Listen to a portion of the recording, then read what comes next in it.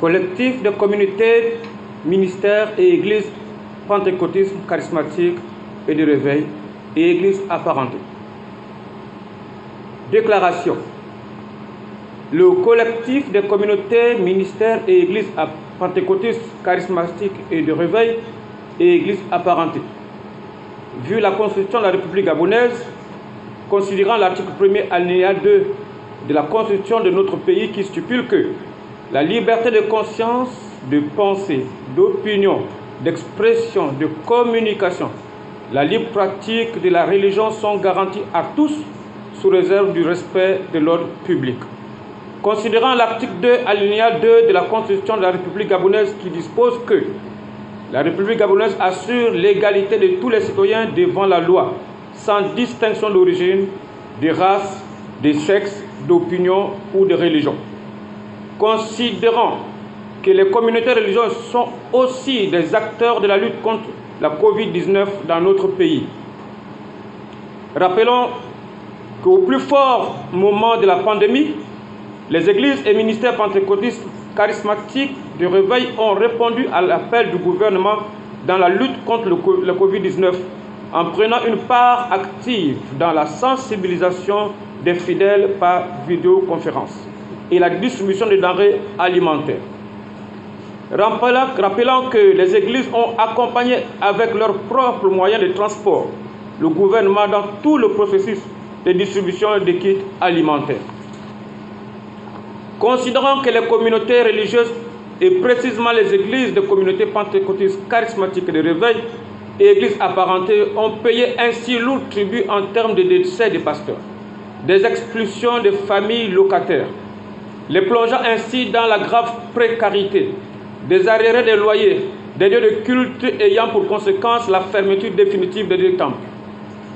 Considérant nos temps de jeunes, considérant la rencontre entre le président de l'Assemblée nationale et les leaders du corps de Christ au Gabon, considérant nos temps de jeûne et prières pour la nation et l'Église, considérant de manière générale que le gouvernement a instruit les mairies de préparer la réouverture des lieux de culte en collaboration avec les leaders religieux de notre collectif, et que la visite des lieux de culte s'effectuera du lundi 28 septembre au lundi 5 octobre 2020 pour la mise en place du plan d'adaptabilité. Rappelant que les églises sont tenues de suivre le dispositif de riposte contre la Covid-19 en vue d'assurer un meilleur accueil des fidèles. Considérant que le 45e jour de l'état d'urgence sanitaire prolongé le 14 août 2020 et s'achevant le 28 septembre 2020 impliquerait inexorablement l'allègement de certaines mesures restrictives dans plusieurs autres secteurs et précisément celui du secteur religieux pour la réouverture des lieux de culte dans le respect des gestes barrières. Considérant que les églises sont restées fermées pendant 7 mois et qu'il est nécessaire de procéder aux différents travaux de nettoyage et d'assainissement conformément au plan d'adaptabilité. Considérant la nécessité impérieuse de la reprise de nos activités ecclésiastiques pour la bonne santé spirituelle et physique de nos communautés. Déclare. Premièrement, la rupture définitive du jeûne et prière aura lieu le samedi 26 septembre à 18h autour de la Sainte Seine en famille dans les domiciles. 2. L'ouverture des lieux de culte de toutes les églises du collectif de communautés charismatiques, ministères, églises pentecôtistes et de réveil et églises apparentées ce dimanche 27 septembre 2020 pour d'abord procéder aux travaux de nettoyage et la désinfection conformément au plan d'adaptabilité. À ce fait, tous les fidèles sont invités à se munir de l'arsenal nécessaire en termes de produits désinfectants, des seaux, balais, serpillières, etc. pour la désinfection des lieux de culte.